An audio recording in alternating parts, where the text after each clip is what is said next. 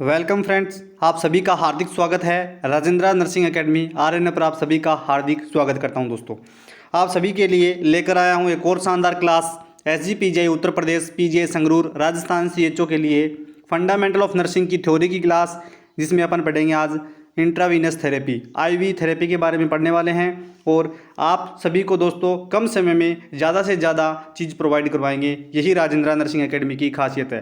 तो आप सभी के लिए नोट्स प्रिपेयर करने के बाद आप सभी को शानदार तरीके से यहाँ पर जो है स्टडी करवाई जाएगी।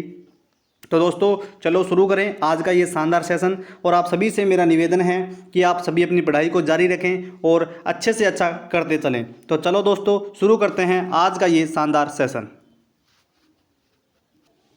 तो दोस्तों, सेशन शुरू करने से पहले मेरा आप सभी से विनम्र निवेदन है कि आप सभी वीडियो को लाइक करें और चैनल को सब्सक्राइब जरूर करें। वीडियो को एक बार लाइक ज़रूर कर दें दोस्तों, क्योंकि आप सभी के लिए बहुत ही बेहतरीन सेशन लेकर आए हैं और आप सभी के लिए शानदार सेशन। चलो शुरू करते हैं आज का ये शानदार सेशन। जय श्री गणेशाय नमः। चलो सबसे पहले अपन देखते हैं, मैं जूम कर लेता हूँ थोड़ा, आईवी थेरेपी के बारे में अच्छे से जो है एक्सप्लेन करने वाले हैं अपन कि आईवी जो थेरेपी है उसको क्या होती है आईवी थेरेपी। सबसे पहले अपन देखेंगे कि large quantity of fluid are administered through the peripheral vein. अब पेरिफेरल वैन कौन सी होती है? जो भी पेरीफ्री होती है उसके अंदर जितनी भी वैन है, जैसे हाथ और पैर के बीच में जो वैन है, हाथ और पैर में जो वैन है वो पेरिफेरल वैन है और इसे इंट्रावीनस भी कहते हैं। इनके अंदर क्या करना? फ्लूइड देना, एडमिनिस्टर करना क्या? फ्लूइड एडमिनिस्टर करना इज कोल्ड आईवी थेरेपी। तो चलो इसका क्या पर्पज़ है, पर्पज़ क्या है? तो सबसे पहले पर्पज़ देखते हैं, to reduce the water and electrolyte imbalance, कि जो वाटर और इलेक्ट्रोलाइट जो इम्बेलेंस हो रहा है उसको रिड्यूस करने के लिए। टू इंक्रीज फ्लूइड वॉल्यूम, और शरीर में अगर पानी की कमी हो रही है, फ्लूइड वॉल्यूम की डेफिशिएंसी हो रही है तो उसको भी इम्प्रूव किया जा सकता है। नेक्स्ट अपन देखते हैं इंडिकेशन कि कब कब अपने को आईवी थेरेपी देनी होती है। तो आपको पता है डायरिया, डिहाइड्रेशन, डायरिया हुआ, डिहाइड्रेशन हुआ। डायरिया और डिहाइड्रेशन में क्या होगा? फ्लूइड का लॉस होगा, बहुत ज़्यादा फ्लूइड लॉस होगा। अब फ्लूइड लॉस होगा तो फ्लूइड लॉस होने से क्या हो सकता है? डिहाइड्रेशन हो सकता है। डिहाइड्रेशन से आदमी किस में चल जा सकता है? हाइपोवोलेमिक शॉक के अंदर, क्योंकि वॉल्यूम कम हो रहा है तो हाइपोवोलेमिक शॉक हो सकता है। और हाइपोवोलेमिक शॉक अगर होता है तो डेथ भी हो सकती है। बहुत ही डेंजरस चीज़ है ये, डेथ भी हो सकती है। या फिर कोई सर्जरी की है तो फ्लूइड की आवश्यकता होती है, क्योंकि फ्लूइड ब्लड लॉस हुआ है, ब्लड लॉस होने से उसमें फ्लूइड की कमी हुई है, तो इसलिए ये इंडिकेशन है। इनके अंदर अपन आईवी फ्लूइड्स जो है देते हैं। अब प्रोसीजर की बात कर लेते हैं। सबसे पहले अपन देखते हैं प्रोसीजर के बारे में कि सबसे पहले साइट का सिलेक्शन करना होता है। सबसे पहले किसका सिलेक्शन करना होता है? साइट का सिलेक्शन करना होता है। सबसे पहले साइट का जो है वो सिलेक्शन करना होता है दोस्तों। सबसे पहले किसका? साइट का सिलेक्शन करेंगे।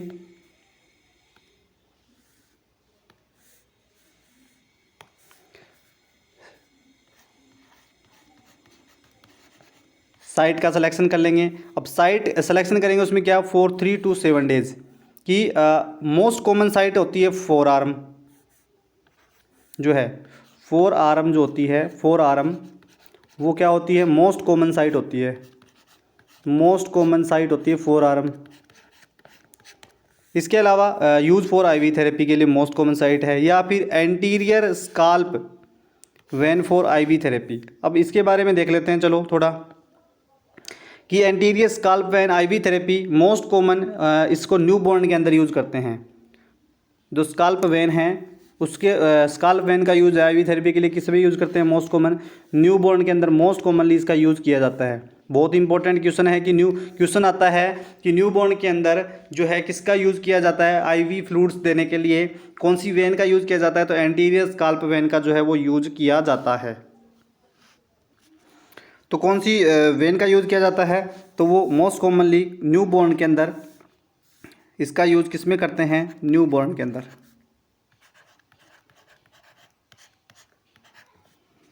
न्यू बॉर्न के अंदर करते हैं।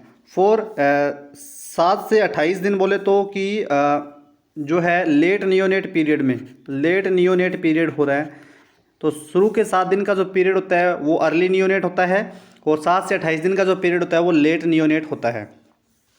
तो इसके अंदर 7 से 28 दिन के लिए अपने को सेंट्रल लाइन का यूज़ करना पड़ेगा आईवी थेरेपी के लिए। लंबे टाइम तक अगर अपने को आईवी थेरेपी देनी है तो किसका सेंट्रल लाइन जो है उसका यूज़ करना पड़ेगा, central line use ivy therapy के लिए। अब दोस्तों आपको मैं बताना चाहूँगा कि कंबाइंड एम्स 2020 में जब कंबाइंड एम्स हुआ था तो उसमें ये क्वेश्चन आया था, मोस्ट इंपॉर्टेंट है। तो आप देख सकते हो ये क्वेश्चन दोबारा आने की भी चांस है। Most common site for central line, central line के लिए, सेंट्रल लाइन के लिए जो मोस्ट कॉमन साइट होगी, मोस्ट कॉमन साइट जो होगी, मोस्ट कॉमन जो साइट होगी सेंट्रल लाइन के लिए वो कौन सी होगी, इंटरनल जुगुलर वेन होगी। कौन सी, internal jugular vein, most important है। इंटरनल जुगुलर वेन जो होती है वो मोस्ट कॉमन साइट होती है। आपको मैं बता दूं दोस्तों, बहुत इंपॉर्टेंट क्वेश्चन है ये, कि जो मोस्ट कॉमन जो साइट होगी इंटरनल जुगुलर वेन वो सेंट्रल लाइन के लिए मोस्ट कॉमन साइट होती है, सेंट्रल लाइन के लिए मोस्ट कॉमन साइट। और सेंट्रल लाइन का तभी यूज करेंगे अपन जब अपने को लॉन्ग टाइम तक क्या हो, आईवी थेरेपी देनी हो। Next subclavian vein right shoulder में और फीमोरल वेन, इसका भी यूज़ अपन करते हैं। लेकिन ये क्वेश्चन एम्स में आया हुआ है इसलिए इम्पोर्टेंट है, तो आप इस पर इम्पोर्टेंट लगा सकते हो। चलो नेक्स्ट देखते हैं दोस्तों। आप सभी वीडियो को लाइक जरूर करें और चैनल को सब्सक्राइब जरूर कर लें, क्योंकि यहाँ पर आपको कम समय में ज़्यादा आउटपुट निकाल के दिया जाएगा और वो भी शानदार तरीके से और शानदार कंटेंट के साथ। तो अप टू 6 मंथ, अब जो है 6 मंथ तक का जो बच्चा है उसके अंदर अगर आईवी थेरेपी देनी है तो कौन सी लाइन यूज़ करेंगे, pick line. Pick line commonly use in cancer patient.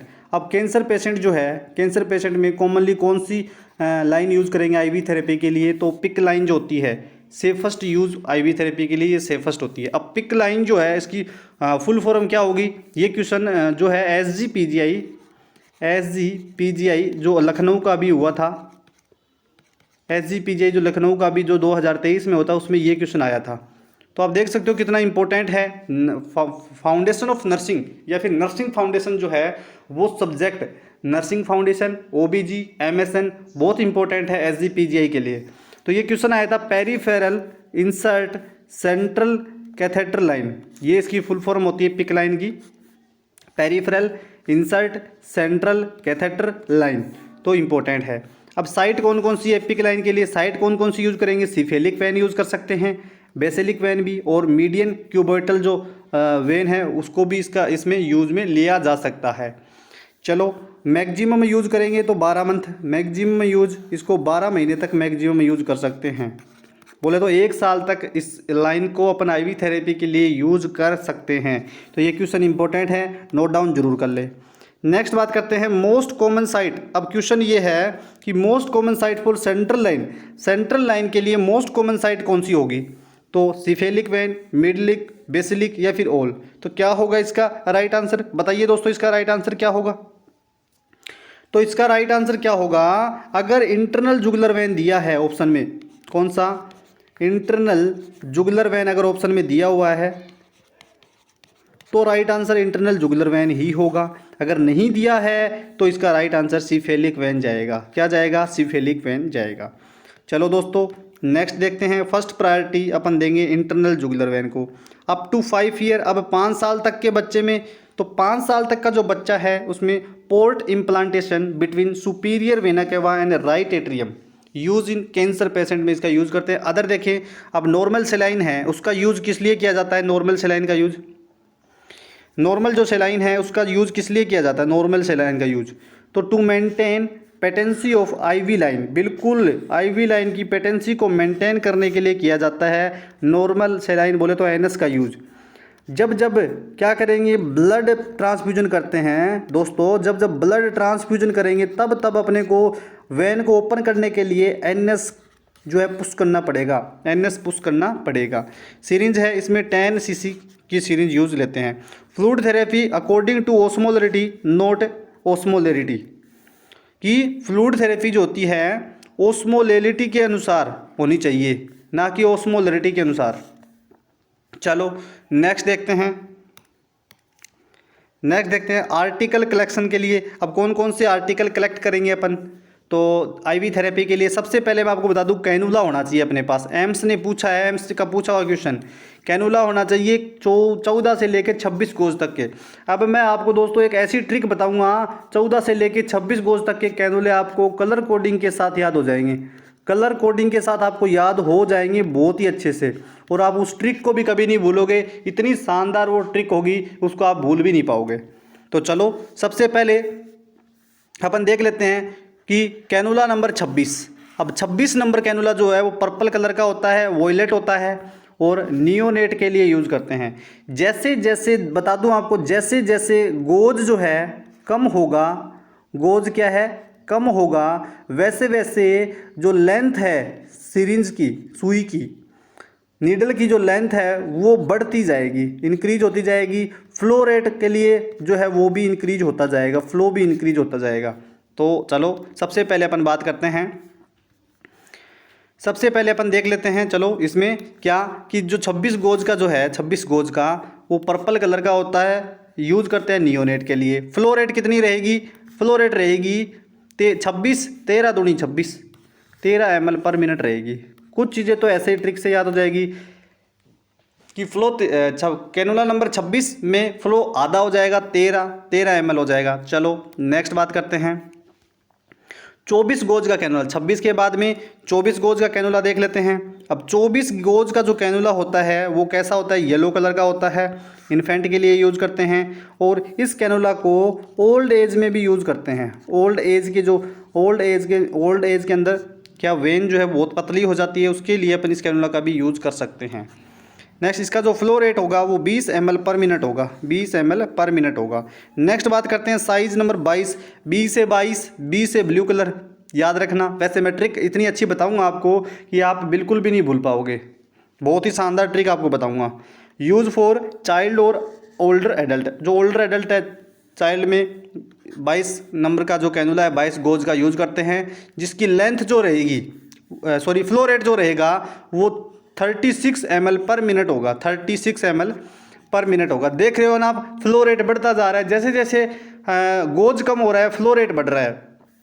Next बात करते हैं, अब 22 से आ जाओ 20 पे। 20 कलर का जो होगा वो पिंक कलर का होता है। इसका यूज़ नॉर्मली आईवी थेरेपी में या फिर ब्लड ट्रांसफ्यूजन में कर सकते हैं। फ्लो रेट इसकी 20 है तो इसकी 60 ml पर मिनट हो जाएगी। नेक्स्ट 18 गोज का सबसे इंपॉर्टेंट, जिससे अक्सर क्वेश्चन पूछा जाता है 18 गोज से। और कौन सा क्वेश्चन पूछा जाता है 18 गोज से कि ब्लड ट्रांसफ्यूजन के लिए बिल्कुल फर्स्ट प्रायोरिटी रहेगी। ब्लड ट्रांसफ्यूजन के लिए कौन सा कैनुला यूज़ करते हैं, तो ग्रीन कलर का यूज़ करते हैं और 18 गोज का होता है, वो ग्रीन कलर का होता है, 18 गोज का होता है ब्लड ट्रांसफ्यूजन के लिए। ये क्वेश्चन आप नोट डाउन कर लें, बहुत इंपॉर्टेंट है। तो मैं आपको थ्योरी के साथ साथ क्वेश्चंस भी करवा रहा हूँ, तो आप अगर दोस्तों आप मेहनत करोगे तो कामयाब जरूर हो जाओगे। अगर हाथ पे हाथ धरकर बैठे रह गए कि मेरा CHO में नहीं हुआ तो मैं क्या करूं, आप अपनी तैयारी को जारी रखें। CHO के अंदर राजस्थान ही नहीं पूरे भारत में जितने स्टेट है सब में CHO की भर्ती आती है। तो आप सभी प्रिपेयर रहें, प्रिपरेशन करें। नौकरी लगना है दोस्तों, चाहे कहीं भी लगो, अपना पहला उद्देश्य सरकारी नौकरी लगना है, CHO हो, एम्स हो, कैसा भी हो। बाकी दोस्तों आपको मैं बता दूं, नॉर्थ सेट के लिए क्लासेस स्टार्ट कर रहे हैं अपन। कब से कर रहे हैं, नॉर्थ सेट 2023, DSSB, DSSB 2023 और ESIC 2023 के लिए 1 अप्रैल से कंटिन्यू क्लासें होगी। उस क्लासों में क्या रहेगा, MCQ रहेगा, थ्योरी रहेगी, इमेज बेस भी रहेगा, सब कुछ मिलने वाला है आपको, वीडियो के माध्यम से बता भी दिया जाएगा। तो सबसे अब चलो अपन बात करते हैं कि जो फ्लो रेट है इसकी 90 ml जो है पर मिनट इसकी फ्लो रेट होती है। ये क्वेश्चन एम्स दिल्ली ने पूछा था। एम्स दिल्ली ने क्या क्वेश्चन पूछा कि ग्रीन कलर का जो कैनुला है उसकी फ्लो रेट कितनी होगी। एम्स दिल्ली ने एक क्वेश्चन पूछा है। आपको ये क्वेश्चन इजी लग रहा होगा, लेकिन ये क्वेश्चन एम्स दिल्ली ने पूछा है तो लेवल जरूर है इस क्वेश्चन का। तो राइट आंसर क्या हो जाएगा, 90 ml पर मिनट होगा। नेक्स्ट एक और इंपॉर्टेंट, ऋषिकेश एम्स, यहाँ से कैनुला से एक क्वेश्चन 100% आता है कि जो एम्स ऋषिकेश ने पूछा कि जो 17 नंबर का जो कैनुला है 17 गोज का, एक ही विषम संख्या में, बाकी सब सम संख्या में, एक ही विषम संख्या में 17 गोज। 17 तो खतरा बोले तो वाइट कलर, वाइट कलर का होता है। आपको अभी ट्रिक बताऊंगा, एक एक ट्रिक से एक लाइन से सारे कैनुला आपको याद हो जाएंगे बाई कलर, कलर के साथ, कलर कोडिंग के साथ। इसका यूज करते हैं वाइट कलर का। लार्ज क्वांटिटी में अगर फ्लूइड देना हो, लार्ज क्वांटिटी में अगर फ्लूइड देना हो तो वाइट जो कलर है उसका यूज करते हैं। 17 गोज की कैनुला का यूज किया जाता है। दोस्तों हिम्मत रखो, कामयाबी जरूर मिलेगी। अगर आप हिम्मत ही छोड़ दोगे तो कामयाबी कहां से मिलेगी। फ्लो रेट क्या होगा इसका, 135 ml पर मिनट। नेक्स्ट अपन देखते हैं, नेक्स्ट देखते हैं दोस्तों। नेक्स्ट मोस्ट इंपॉर्टेंट, नेक्स्ट देखते हैं। कंबाइंड एम्स 2020 के अंदर पूछा गया था, कंबाइंड एम्स 2020 के अंदर क्वेश्चन पूछा गया कि 16 गोज का जो कैनुला होता है उसका कलर क्या होता है। 16 गोज का कैनुला का कलर होता है ग्रे कलर होता है। कैसा, ग्रे कलर होता है। और ये multiple trauma accident massive blood transfusion में काम आता है, क्योंकि 180 ml पर मिनट इसकी फ्लो रेट होती है। मोस्ट इंपॉर्टेंट क्वेश्चन है। 14 गोज का कैनुला, आपको मैंने बताया था कि कैनुला जो है वो 14 से लेकर 26 गोज तक होता है। ये लास्ट है 14 गोज का, ऑरेंज कलर का होता है। इसका यूज लार्ज अमाउंट में फ्लूइड देने के लिए। फ्लो रेट इसकी 240 ml पर मिनट होती है। Most important data. नेक्स्ट अपन बात करते हैं, ये लो आप सभी को एक ही लाइन में सब कुछ याद करवा दिया जाएगा। अरे एक लाइन बोलनी है कि ओ जी वाह जी पिंकी बुआ, यहाँ पर क्या बोलना है, ओ जी वाह जी पिंकी बुआ। यहाँ पर किसी की बुआ का नाम पिंकी हो तो वो तो कभी भूलेगा नहीं इसको। तो ओ जी वाह जी पिंकी बुआ, यहाँ पर तो ओ से हो जाएगा ऑरेंज कलर, और इसके नीचे नंबरिंग कर लेना 14, 16, 17, 18, 20, 22, 24 और 26 नंबरिंग कर लेना। अब कलर कैसे याद रहेगा, ओ से ऑरेंज, ओ जी से ग्रे कलर, वाह वाइट कलर, 18 का तो याद रह ही जाएगा कि ग्रीन होता है, वाह जी। पिंकी से पिंक कलर याद रखना, पिंक कलर का 20 होता है। बुआ बी से ब्लू। और यहाँ में वाई आता है, वाई तो येलो कलर। और पर बोले तो पर्पल। ये आपको ट्रिक अच्छे से याद होनी चाहिए, क्योंकि यहाँ से बहुत सारे क्वेश्चन आपसे पुटअप किए जाते हैं। ओ जी वाह जी पिंकी बुआ, यहाँ पर 2-3 बार बोलोगे, फ्लो में आ जाओगे, याद भी अच्छे से हो जाएगा। चलो फ्लो रेट भी देख सकते हैं। सबसे ज़्यादा फ्लो रेट उसका होगा जिसका गोज सबसे कम होगा। तो अगर आपको ऐसे क्वेश्चन पूछ लिया जाए कि एक एक्सीडेंट हुआ है और बहुत ज़्यादा ब्लड लॉस हो गया है, उसको फ्लूइड की सबसे ज़्यादा नीड है, तो उसको जो है कैसा कैनुला लगाएंगे। तो ब्लड की ज़्यादा ज़रूरत है तो उसको 180 ml या तो ग्रे कलर का लगवा दो, या फिर अगर कम ब्लड की ज़रूरत है तो ग्रीन कलर का लगवा दो। ज़्यादा फ्लूइड की ज़रूरत है तो वाइट कलर का भी दे सकते हैं। इनमें से कोई ऑप्शन मिलेगा। चलो नेक्स्ट बात कर लेते हैं।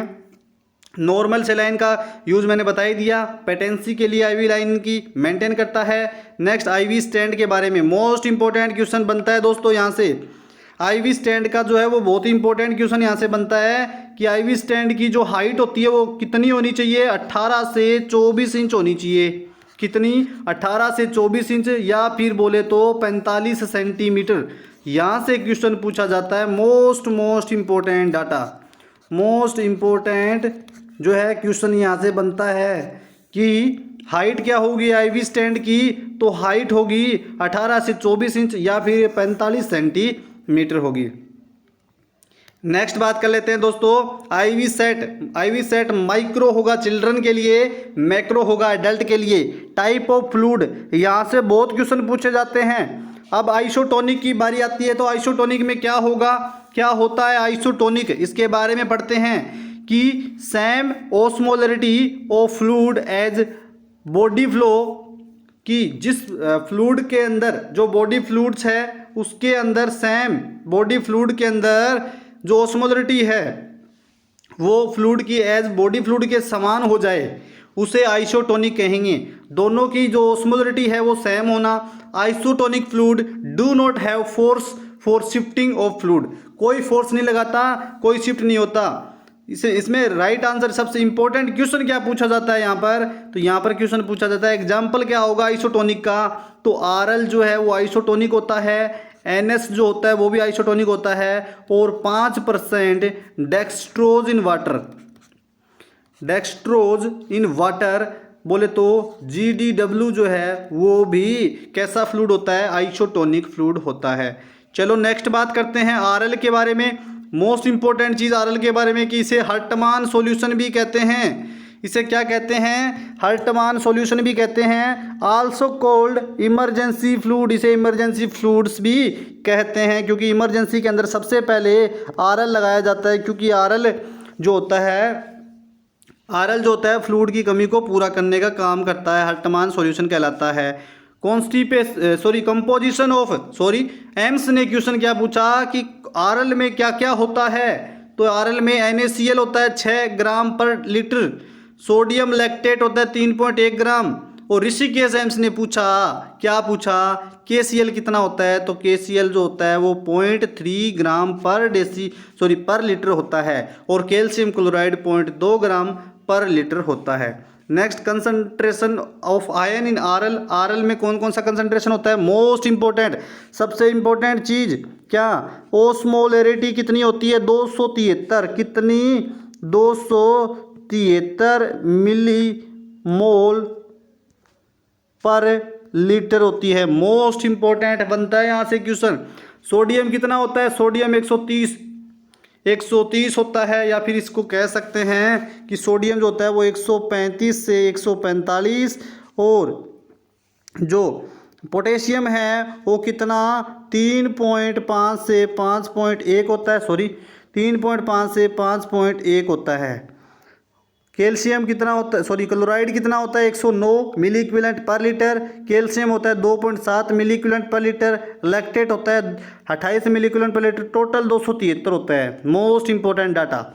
नेक्स्ट यूज ऑफ RL का यूज किस किस में करते हैं, तो RL का जो यूज होगा दोस्तों, RL का यूज किस किस में किया जाता है, अकॉर्डिंग टू प्रायोरिटी के अकॉर्डिंग जो RL है उसका यूज बर्न पेशेंट के अंदर, फर्स्ट प्रायोरिटी बर्न पेशेंट के अंदर किया जाता है। Next use of increase the fluid volume when severe blood loss in a child, जब चाइल्ड में सीवियर ब्लड लॉस हो जाता है तब इसका यूज किया जाता है। Next use for eye irrigation, eye को इरिगेट करने के लिए इसका यूज किया जाता है। नेक्स्ट कॉन्ट्राइंडिकेशन, अब देखते हैं कि RL को कब नहीं दे सकते। बिल्कुल दोस्तों, जब अगर रीनल फेलियर हो रहा तो RL नहीं देंगे, बिकॉज हाइपरवोलेमिया हो जाएगा अगर RL दे दिया तो, क्योंकि RL दिया इसलिए अवॉइड करना है RL को, RL दिया तो RL को अवॉइड करना है, नहीं देना क्योंकि हाइपरवोलेमिया कोज कर देगा, हाइपरवोलेमिया। लीवर डिजीज हो तो लीवर डिजीज में बिकॉज लैक्टेट मेटाबॉलिज्म नहीं होगा और लैक्टिक एसिडोसिस होगा, इसलिए RL नहीं देंगे। तो इम्पोर्टेंट है कि रीनल डिजीज और लीवर डिजीज के अंदर, रीनल फेलियर और लीवर डिजीज के अंदर क्या नहीं देते, RL कॉन्ट्राइंडिकेट होता है, नहीं देना होता। नेक्स्ट बात कर लेते हैं दोस्तों, नेक्स्ट बात करते हैं NS की बात। नॉर्मल सेलाइन को कैसा सॉल्यूशन होता है, physiological solution. Most important question कि इसे फिजियोलॉजिकल सॉल्यूशन भी कहते हैं या फिजियोलॉजिकल फ्लूइड भी इसे कहते हैं। अमाउंट की बात करें तो सोडियम जो होता है वो 4.5 ग्राम पर लीटर, क्लोराइड जो होता है वो 4.5 ग्राम पर लीटर होता है। नेक्स्ट बात करते हैं NaCl जो है 9 ग्राम पर लीटर या फिर 0.9% NS होता है, और इसकी जो ऑस्मोलरिटी होती है वो 308 मिली मोल पर लीटर होती है। Most important use of NS का यूज क्या रहेगा, सबसे पहले नोट देखो कि NS is safest fluid for diabetic patient, कि डायबिटिक जो पेशेंट होता है उसके लिए नॉर्मल सेलाइन जो है वो सेफ़ है। मोस्ट इम्पोर्टेंट जो है डायबिटीज़ वाला जो पेशेंट है उसको कभी भी क्या नहीं देना, DNS नहीं देनी, डेक्सट्रोज वाली चीज़ नहीं देनी, उसको NS दे सकते हैं, उसके लिए NS जो है वो बिल्कुल सेफ़ होगी। नेक्स्ट बात करते हैं, नेक्स्ट देखते हैं यूज इन शोक। अगर शोक वाला पेशेंट है, शोक में चला गया तो उसको कौन सा फ्लूइड देते हैं, NS देना होता है, नॉर्मल सलाइन उसको देंगे। शॉक का मतलब हो गया उसका ब्लड प्रेशर हो गया कम, तो ब्लड प्रेशर को इंक्रीज करने के लिए क्या करेंगे, NS दे देंगे, क्योंकि उसके अंदर कैसा क्या होता है, सोडियम होता है, क्लोराइड होता है, जो क्या करेगा, NaCl जो होता है वो BP को मेंटेन कर देगा। Use before and after blood transfusion, कि अगर ब्लड ट्रांसफ्यूजन करना है और ब्लड ट्रांसफ्यूजन कर दिया उसके बाद फ्लूइड चढ़ाया जाता है, ताकि एक जो वेन होती है, इंट्रावीनस वेन है, उसकी पेटेंसी को मेंटेन करेगा, उसको क्लोट जो भी क्लोट होगा वो इसके अंदर से डिजोल्व हो जाएगा। Most common use of irrigation में भी NaCl का बहुत ही जो सोडियम नॉर्मल सलाइन है उसका यूज़ होता है। और use for preserve contact lens, जो कॉन्टैक्ट लेंस होता है उनको प्रिजर्व करने के लिए भी किसका यूज़ करते हैं, NS का यूज़ करते हैं। अब कॉन्ट्रा इंडिकेटेड किसमें किसको नहीं दे सकते, कि NaCl कौन से पेशेंट को नहीं दे सकते, कंजस्टिव हार्ट फेलियर का पेशेंट हो NaCl नहीं देंगे, कंजस्टिव हार्ट फेलियर का पेशेंट हो, एस्काइटिस का पेशेंट हो, पानी तो उसके अंदर भरा हुआ है पेट के अंदर और आपने NaCl दे दिया, सोडियम दे दिया, सोडियम के साथ पानी जाता है तो पानी और ज़्यादा भर जाएगा, तो ये कॉन्ट्रा इंडिकेटेड है भैया, नहीं देना।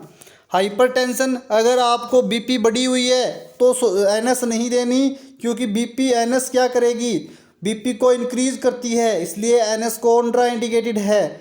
When sodium ion is restricted to patient, sodium ion restricted होता है सोडियम आयन पेशेंट को। नेक्स्ट बात करते हैं 5% dextrose in water, it is convert in hypotonic fluid after administer in body of patient due to metabolise sugar. Next बात करते हैं use for bladder irrigation when sodium is restriction, जब sodium restricted हो तो bladder को irrigate करने के लिए 5% डेक्सट्रोज इन वाटर का यूज़ किया जाता है। Use in parenteral nutrition, Contra indication की बात करें इन डायबिटिक पेशेंट। और नेक्स्ट बात करते हैं हाइपोटोनिक सॉल्यूशन, बहुत इंपॉर्टेंट, यहाँ से क्वेश्चन बनते हैं। हाइपोटोनिक सॉल्यूशन क्या होता है, कि lower osmolarity of fluid than body fluid से कम होगी क्या, ऑस्मोलरिटी।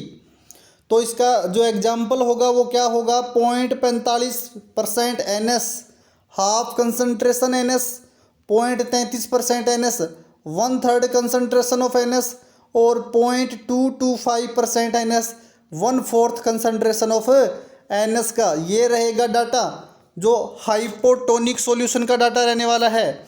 नेक्स्ट बात करते हैं what is the mechanism of hypotonic solution, hypotonic solution का मैकेनिज्म क्या होगा, फ्रॉम बहुत इंपॉर्टेंट है।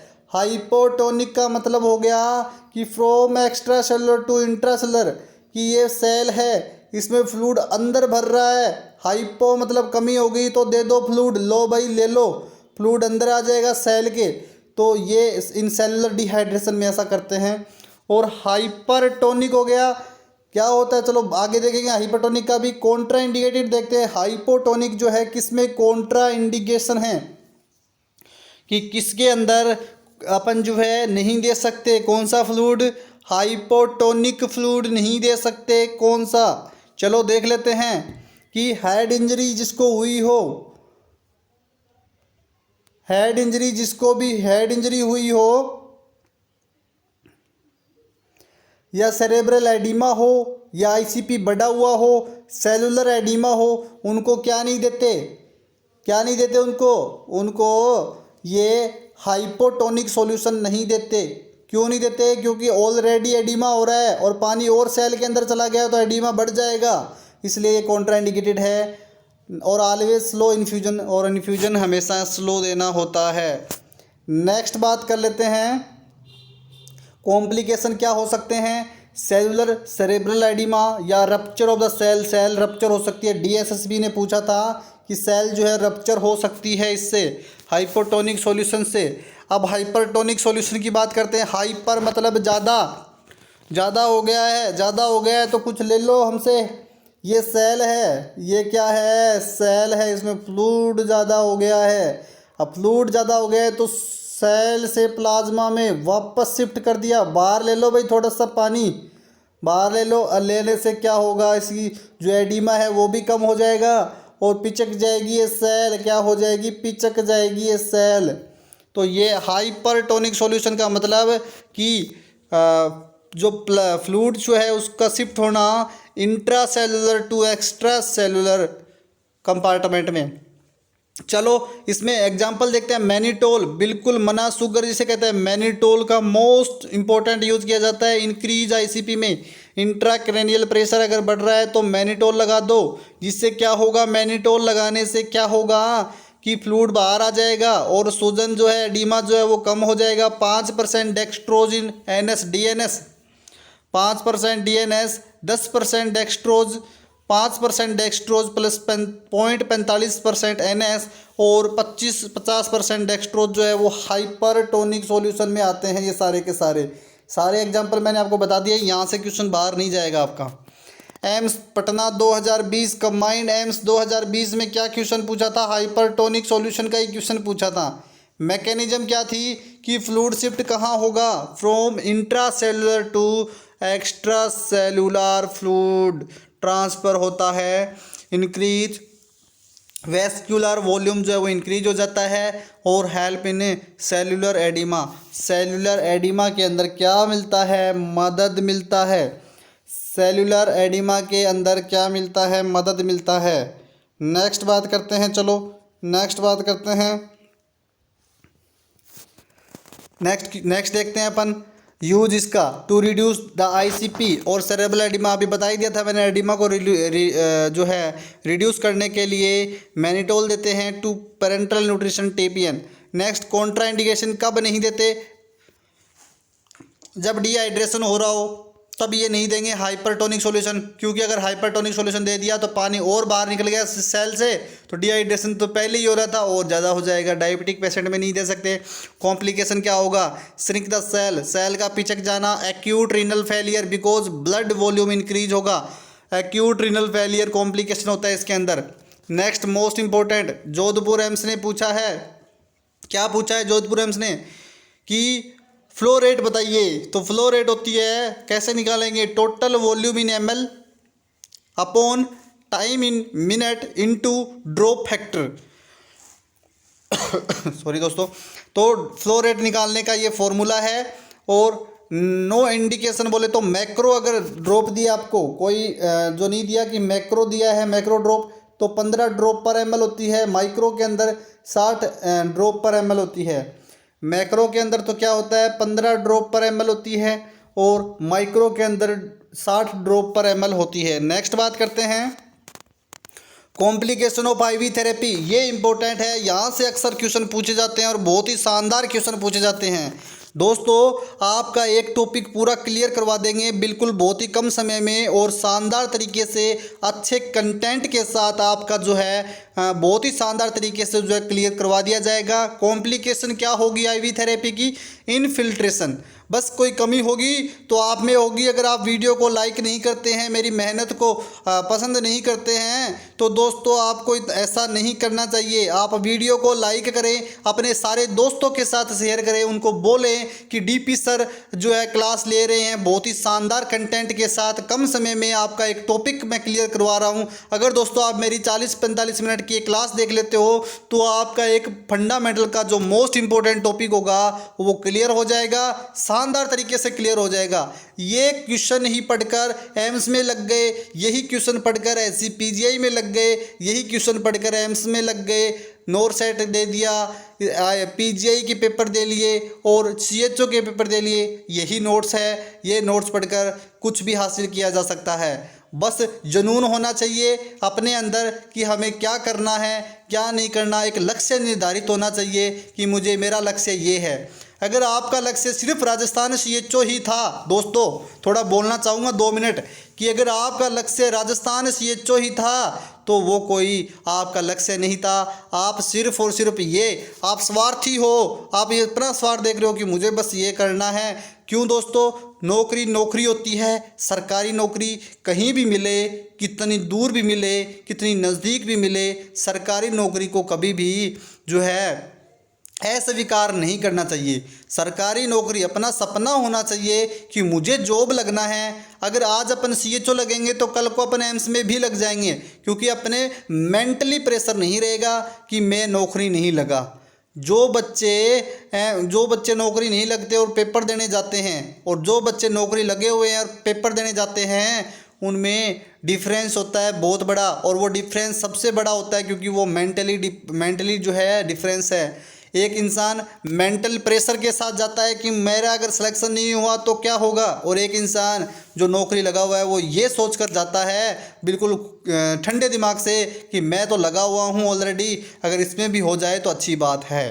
तो ये डिफरेंस होता है। तो 2 क्वेश्चन 3 क्वेश्चन वो बिना हेजिटेशन के सही करके आएगा।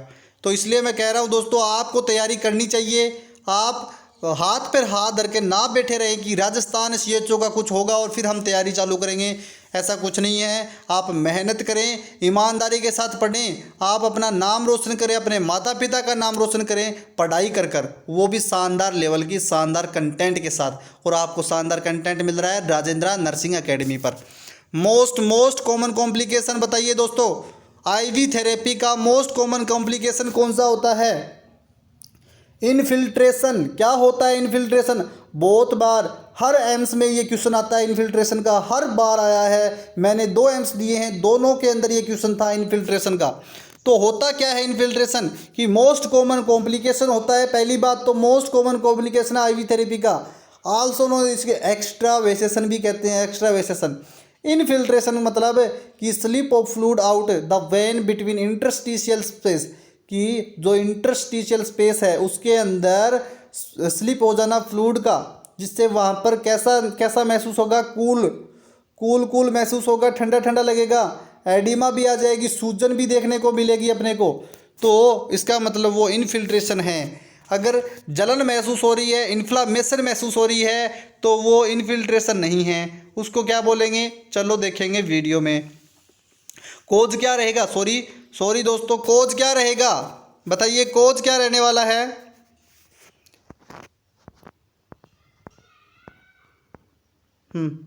कोज क्या रहेगा? कोज रहेगा डिसलॉक्ड हो जाना या फिर डिस्प्लेस हो जाना कैनुला का, आईवी लाइन का। अपन कहते हैं ना अपन देसी भाषा में कि कैनुला आउट हो गया, वही चीज़ है ये। आउट होना, डिस्प्लेसमेंट होना, डिसलॉक होना, कैनुला आउट होना, आईवी लाइन आउट होना। तो ये क्या कोज कर सकती है? इनफिल्ट्रेशन कोज कर सकती है। क्योंकि वो जो अपन कुछ भी दवाई लगाते हैं या कुछ भी फ्लूइड्स देते हैं, वो फ्लूइड क्या करेगा? इंटरस्टिशियल स्पेस में जाकर इकट्ठा होगा। और वहाँ पर आपने कभी देखा हो, आपको बताता हूँ दोस्तों, आपने जिन बच्चों ने भी प्रैक्टिस करी होगी उन्होंने ज़रूर देखा होगा कि जिसका कैनुला आउट हो जाता है और उसको जो भी अपन इंजेक्शन देते हैं, जो भी अपन फ्लूइड देते हैं, वहाँ पर उसके क्या एडिमा हो जाता है, गांठ सी बन जाती है एक। तो वो यही है, इनफिल्ट्रेशन ही है वो।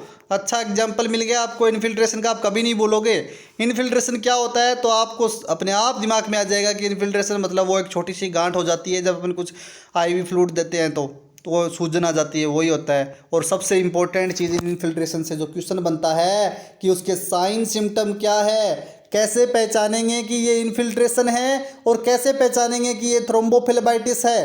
तो इन्फ्लेमेशन अगर कोल्ड हो, क्या कोल्ड या coolness at the site first sign है ये किसका? इनफिल्ट्रेशन का पहला साइन क्या है? Most important data, most important question बन रहा है कि इनफिल्ट्रेशन होता क्या है? इनफिल्ट्रेशन होता है कि डिसलॉक्ड हो जाना, डिस्प्लेस हो जाना आईवी लाइन का, जिसकी वजह से एडिमा हो जाता है। फ्लूइड जो है वो इंटरस्टिशियल स्पेस में चला जाता है और एडिमा कोज करता है, ये एक गांठ सी बन जाती है, उसे इनफिल्ट्रेशन कहते हैं। और सिम्टम क्या रहेगा? साइन सिम्टम पहचानेंगे कैसे कि ये इनफिल्ट्रेशन है या थ्रोम्बोफिलेबाइटिस है? तो पहचानना बहुत आसान है। वहाँ पर ठंडा ठंडा महसूस होगा साइट के ऊपर और सूजन मिलेगी और पेन दर्द होगा, तो वो साइन होगा इनफिल्ट्रेशन का। मैनेजमेंट कैसे करेंगे? मोस्ट इंपॉर्टेंट चीज़ आ गई है मैनेजमेंट, बहुत इंपॉर्टेंट चीज़ है मैनेजमेंट। तो कि मैनेजमेंट कैसे करेंगे इसका, चलो देखते हैं।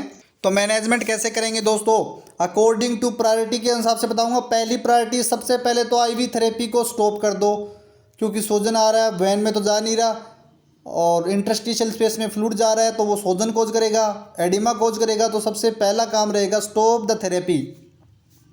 दूसरी प्रायोरिटी क्या रहेगी, change the site of cannula, cannula की जो साइट है वो चेंज कर दो, कैनुला हटा दो। तीसरी प्रायोरिटी रहेगी cover the affected side, most important है, ध्यान रखना कि जो अफेक्टेड साइड है उसको कवर कर दो 2x2 sterile dry gauze piece से। ड्राई जो ये डीएसएसपी ने यही पूछा था कि जब इन्फिल्ट्रेशन हो जाता है तो किससे कवर करेंगे, तो 2x2 स्टेराइल जो है ड्राई गोज पीस होता है उससे क्या करेंगे, उसको कवर कर देंगे। नेक्स्ट फोर्थ प्रायोरिटी रहेगी राइज और elevated affected site by pillow, pillow से जहाँ जिस साइट पर क्या हुआ है इन्फिल्ट्रेशन हुआ है उसको थोड़ा सा हल्का सा उठा देंगे पिलो की मदद से। नेक्स्ट लास्ट प्रायोरिटी, पांचवी प्रायोरिटी, कोल्ड या आइस एप्लीकेशन उस पर लगाएंगे, कुछ ठंडी एप्लीकेशन उस पर लगाएंगे। तो ये इसका मैनेजमेंट हो गया। नेक्स्ट इन्फिल्ट्रेशन कंप्लीट अपना। अब थोड़ा प्रिकॉशन का ध्यान रख लेते हैं, फिर थ्रोम्बोफिलेबाइटिस पढ़ते हैं क्योंकि थ्रोम्बोफिलेबाइटिस से बहुत इंपॉर्टेंट क्वेश्चन बनता है। प्री कोजेशन क्या होता है, फर्स्ट अवॉइड मसाज, क्या नहीं करना, इन्फिल्ट्रेशन हुआ है तो मसाज नहीं करनी। अपन कहते हैं ना देसी भाषा में कि गांठ हो गई इसको मसल दो, नहीं बिल्कुल नहीं मसलना, उस गांठ को नहीं मसलना होता। Compress the affected site, affected site जो है उसको कभी भी कंप्रेस नहीं करना है। क्यों नहीं करना, क्योंकि हेमेटोमा कोज कर सकता है वो। अवॉइड वार्म एप्लीकेशन, और वार्म एप्लीकेशन तो भूल कर भी नहीं लगाना दोस्तों। थ्रोम्बोफिलेबाइटिस क्या होता है, क्वेश्चन दो ही बनते हैं, या तो इन्फिल्ट्रेशन का या थ्रोम्बोफिलेबाइटिस का। तो थ्रोम्बोफिलेबाइटिस क्या होता है, थ्रोम्बो बोले तो थ्रोम्बस, फेलेबाइटिस बोले तो फेलेबिस बोले तो वेन, और आइटिस बोले तो इन्फ्लामेशन। तो formation of thrombus due to inflammation of vein, vein के इन्फ्लामेशन की वजह से क्या हो जाना, वेन के अंदर थ्रोम्बस हो जाना, क्या बन जाना, क्लोट बन जाना। कोज क्या रहेगा इसका, trauma injury during cannulation, trauma injury during cannulation, mechanical trauma. इसके बाद बात करते हैं due to higher concentration of fluid, due to higher concentration of fluid, chemical trauma. Sign and symptom क्या होगा, साइन सिम्टम मोस्ट इंपॉर्टेंट है इसके भी, ऋषिकेश एम्स ने पूछा है। Universal sign of inflammation, universal sign क्या इन्फ्लामेशन का, थ्रोम्बोफिलेबाइटिस होता है। और कौन सा होता है, वार्मनेस, अफेक्टेड साइड उसमें कूलनेस थी, इसमें वार्मनेस है, रेडनेस होगी और पेन होगा। ये मोस्ट इंपॉर्टेंट डाटा है किसका, इन्फ्लामेशन का। नेक्स्ट बात करते हैं मैनेजमेंट। जो मैनेजमेंट अपन ने इन्फिल्ट्रेशन में देखा सेम का सेम वही रहने वाला है। क्या करेंगे, स्टॉप करेंगे आईवी थेरेपी को, चेंज करेंगे साइट कैनुला की, कवर करेंगे affected site with 2x2 sterile dry gauze piece से, और राइज एलिवेटेड करेंगे अफेक्टेड साइट को बाई पिलो से, और कोल्ड या आइस एप्लीकेशन उस पर यूज करते हैं। चलो नेक्स्ट बात करते हैं, परस्पायरेशन क्या होता है, एक्सेसिव स्वीटनिंग, बहुत ज़्यादा पसीना आ रहा है उसे परस्पायरेशन, और डायफोरेसिस कहेंगे स्वीटनिंग को, पसीना आने को, बहुत ज़्यादा आ रहा है तो परस्पायरेशन हो जाता है। प्रिकॉशन क्या देंगे, avoid use of warm application, इस पर वार्म एप्लीकेशन को बिल्कुल भी यूज नहीं करना। And massage on the site, site पर मसाज भी नहीं करनी, जैसा है वैसा ही पड़े रहने दो। Localise thrombus convert into embolism, अगर आपने क्या कर दिया, मसाज कर दी, अगर आपने उस पर कुछ गर्म लगा दिया तो आपका जो थ्रोम्बस है वो कन्वर्ट हो जाएगा एम्बोलिज्म में, और पल्मोनरी पार्ट में जाते ही क्या कोज कर देगा, पल्मोनरी एम्बोलिज्म कोज कर देगा, जो कि बहुत ही घातक होता है, बहुत ही खतरनाक होता है। हेमेटोमा कॉम्प्लिकेशन देख रहे हैं आईवी थेरेपी के, हेमेटोमा हो सकता है। हेमेटोमा क्या होता है, collection of blood under the tissue, tissue के नीचे कलेक्शन, ब्लड का कलेक्शन हो जाना। आपने देखा होगा नील सी जम जाती है, किसी की चोट लग जाए तो ब्लड इकट्ठा होकर नीला नीला हो जाता है वो साइड, पिटेची जैसा, तो वो यही हेमेटोमा ही है और कुछ नहीं है। इंजरी से, ट्रोमा से, या lack of care in infiltration के, तो उससे भी हो सकता है। चलो दोस्तों नेक्स्ट बात करते हैं, साइन सिम्टम, इकाइमोसिस बोले तो पर्पल डिस्कलरेशन हो जाएगा, बिल्कुल साइन सिम्टम हेमेटोमा के पर्पल कलर का इकाइमोसिस देखने को मिलेगा, discolouration, painful lumps, hardness of affected side, leakage of blood from side से। नेक्स्ट बात करते हैं दोस्तों मैनेजमेंट, यूज कोल्ड या ice application first priority, elevated या raise affected site, dressing to the site, dressing कर देंगे। नेक्स्ट बात करते हैं सर्जिकली जो होता है उस जो इन्फेक्शन होता है वो 12 से 24 घंटे के बाद होता है। कैथेटर का जो इन्फेक्शन है रिस्क है वो होता है 72 घंटे के बाद, और आईवी थेरेपी का 24 से 72 घंटे रहता है। एयर एम्बोलिज्म देख लेते हैं कि एक बोलस बन जाता है एयर का और बबल बन जाएगा और एंटर हो जाएगा किसमें, पेरिफेरल एयर में, तो बहुत घातक होता है ये air embolism. Leakage in IV line leakage होना या माल प्रैक्टिस या फिर during drug administration. Sign symptom क्या लगेगा, सबसे पहले मैं बता दूं आपको पल्मोनरी एम्बोलिज्म का जो मेन साइन सिम्टम है, अर्ली साइन सिम्टम है वो रहने वाला है क्या दोस्तों, चेस्ट पेन। इसके अलावा diaphoresis, shortness of breathing, dyspnoea, hypotension और टेकिकार्डिया देखने को मिलेगा। मैनेजमेंट देखते हैं, stop IV therapy, clamp to the IV site and provide left lateral position और Trendelenburg position. Left lateral position और टेंडलबर्ग पोजीशन प्रोवाइड करवाएंगे। लेफ्ट लेटरल डेक्यूबिटस पोजीशन होती है। और एडवांटेज की बात करें तो help in took away the air bubble from coronary artery. Next बात करते हैं इन्फॉर्म टू डॉक्टर या O2 inhalation as needed. Infection होगा तो कंटामिनेटेड फ्लूइड एंड आर्टिकल से, अनस्टेराइल टेक्निक या फिर लैक ऑफ हाइजीन, और not increase risk of infection between 24 to 72 hours during the IV therapy. Sign symptom देखें, फीवर मोस्ट इंपॉर्टेंट, सबसे पहले फीवर, बॉडी टेम्परेचर बढ़ जाना, नोजिया वोमिटिंग, टेकिकार्डिया, टेकिपनिया और सिवरिंग होना। नेक्स्ट मैनेजमेंट, सिम्टोमेटिक मैनेजमेंट इसका करेंगे। अब बिल्कुल लास्ट आ गया है वीडियो का, वीडियो ख़त्म होने वाला है। आप सभी से निवेदन है प्लीज़ आप सभी वीडियो को लाइक करें, चैनल को सब्सक्राइब करें। लाइव ज़्यादा लाइक कम, प्लीज़ लाइक ज़रूर करें। मेहनत लगती है दोस्तों, वीडियो बनाने में बहुत मेहनत लगती है, कंटेंट देने में बिल्कुल फ्री ऑफ कॉस्ट आपको कंटेंट मिल रहा है, तो प्लीज़ इस वीडियो को ज़्यादा से ज़्यादा शेयर करें। साथ दे दोस्तों, राजेंद्र नर्सिंग एकेडमी का साथ दे मेरा। अगर आपने हमारा साथ दिया तो हम मिलकर बहुत शानदार करेंगे, वो भी बिल्कुल फ्री ऑफ कॉस्ट।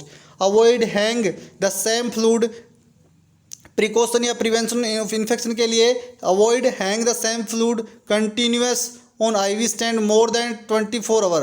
अगर 24 घंटे से ज़्यादा अगर फ्लूइड हैंग है तो उसको नहीं रखना, फंगस फॉर्मेशन हो जाती है। Change to IV cannula, IV cannula को चेंज करना है 48 से 72 घंटे के अंदर, और प्रायोरिटी देखिए पहली तो 72 घंटे के अंदर। नेक्स्ट बात करते हैं change of the IV set को चेंज करेंगे 24 से 96 घंटे में। तो 24 से 96 घंटे में करेंगे। सबसे पहले वैन 24 घंटे में करेंगे, when provide intermediate IV therapy, जैसे कि डायरिया हुआ, डिहाइड्रेशन। और 96 घंटे का मतलब हो गया 96 hour, when provide continue IV therapy, जैसे ट्रोमा, सीवियर हेमरेज, हर सर्जरी, इनमें 96 घंटे में चेंज करते हैं। और आईवी थोड़ी यूज एसेप्टिक टेक्निक यूज करते हैं। तो ये था दोस्तों आज का सेशन, आपको कैसा लगा कमेंट कर जरूर बताना, और प्लीज़ दोस्तों फीडबैक ज़रूर दो। आप सभी से निवेदन है कि आप जितने बच्चे लाइव देख रहे हैं एक बार फीडबैक दे दें कि आपको आज का सेशन कैसा लगा। आप डेली आपको सुबह 9 बजे क्लास मिलेगी, मॉर्निंग में सुबह 9 बजे आपको डेली मॉर्निंग 9 AM, और इवनिंग के अंदर आपको डेली 5:30 PM पर क्लास मिलने वाली है। तो दोस्तों ये था आज का शानदार सेशन, आपको कैसा लगा आप ज़रूर बताना। तो दोस्तों मिलते हैं कल सुबह के शानदार सेशन के साथ, जो कि आपका कोविड का होने वाला है। कोविड के क्वेश्चंस होने वाले हैं, उसके अंदर कोविड का वो सेशन होने वाला है, कोविड-19 का, जो सर लेने वाले हैं इंद्रजीत सर। आपका जो सेशन है वो इंद्रजीत जो सर है वो लेने वाले हैं, बहुत ही शानदार तरीके से एक्सप्लेन करेंगे, आपको अच्छे से ध्यान देना उनकी चीज़ों पे। और दोस्तों मेरी कुछ दिनों की ट्रेनिंग है, तो हो सकता है कि शाम की क्लास भी आपको इंद्रजीत सर के द्वारा दी जाए। जैसे ही मेरे को टाइम मिलेगा तो मैं डाल दूंगा, वरना सर ज़रूर डालेंगे क्लास, बट आपको प्रॉपर टाइम पर क्लास ज़रूर मिलेगी।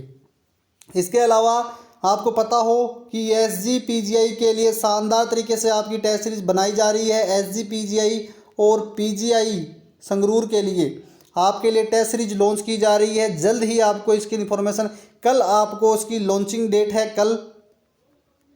कल जो है संडे है, संडे को अपन टेस्ट सीरीज लॉन्च करेंगे। उसके अंदर क्या रहेगा क्या नहीं रहेगा, कितने पैसों में होगी, सब अपन कल बताने वाले हैं। बट बहुत ही शानदार तरीके से अपन लॉन्च करने वाले हैं। आपको बहुत अच्छे अच्छे क्वेश्चंस मिलेंगे उसके अंदर और आपको मज़ा आएगा वो टेस्ट सीरीज़ देकर, आपकी तैयारी शानदार हो जाएगी।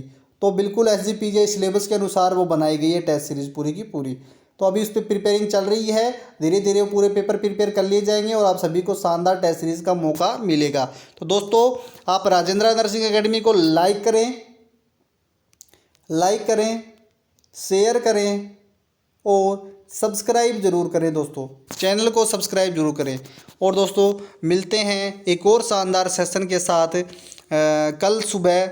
इंद्रजीत सर आप सभी के सामने लाइव होंगे MCQ सेशन लेकर, और शाम को फिर आपको DP सर यानी मैं आपको आपके साथ लेकर आऊँगा एक और शानदार टॉपिक। फंडामेंटल ऑफ नर्सिंग सबसे पहले कंप्लीट करेंगे अपन, उसके बाद अपन जो है थ्योरी पढ़ेंगे OBG की। तो दोस्तों ये शानदार सेशन आप सभी को कैसा लगा कमेंट कर ज़रूर बताना। साथ में ही अगर दोस्तों आपको ये सेशन अच्छा लगा हो तो आप इस वीडियो को लाइक ज़रूर करना और एक प्यारा सा कमेंट बॉक्स के अंदर ज़रूर करना। अगर आपको सेशन अच्छा लगा हो तो प्यारा सा कमेंट जरूर करना कमेंट बॉक्स के अंदर। अगर आपको ये सेशन पसंद आया हो, आपको मेरी मेहनत में अगर अच्छी लगी हो, आपको कोई कमी नहीं लगी हो, तो कमेंट जरूर करना दोस्तों। और सभी दोस्तों से मेरा हम्बल रिक्वेस्ट रहेगी कि आप वीडियो को ज़्यादा से ज़्यादा लाइक करें, शेयर करें और अपने दोस्तों को भी बोलें कि सर ने वापस क्लासेस शुरू करवा दी है, तो अब हाथ पर हाथ धर के ना बैठे रहे। पेपर दोबारा होना नहीं होना तो भविष्य की बात है, लेकिन आप सभी तैयारी जरूर करें। तो ये शानदार सेशन आप सभी के लिए था। आपको कैसा लगा बता देना दोस्तों कमेंट कर। और आप सभी को एक इन्फॉर्मेशन और दे देता हूँ दोस्तों कि RUHS BSc नर्सिंग के लिए PR यादव सर, आपने PR यादव की बुक पढ़ी होगी कॉम्पिटिटिव के लिए, उन्होंने ही शानदार एक जो है टेक्स्ट बुक लॉन्च की है। टेक्स्ट बुक कम सोल्ड पेपर, बोले तो सोल्ड पेपर कम और टेक्स्ट बुक ज़्यादा है वो, उसको पढ़कर आप BSc नर्सिंग जो है BSc नर्सिंग के पेपर में भी पास हो सकते हो। साथ साथ में आपकी जो तैयारी है वो कंपटीशन लेवल की भी हो जाएगी। तो आप उस सुबह मैंने एक वीडियो आपके साथ शेयर की थी, उस वीडियो को ज़्यादा से ज़्यादा अपने जितने भी जूनियर्स हैं, अपने भाई बहन हैं, अपने रिश्तेदार हैं, अपने मित्र हैं, उन तक ज़रूर पहुँचा देना ताकि उनको बहुत बेनिफिट होगा उससे।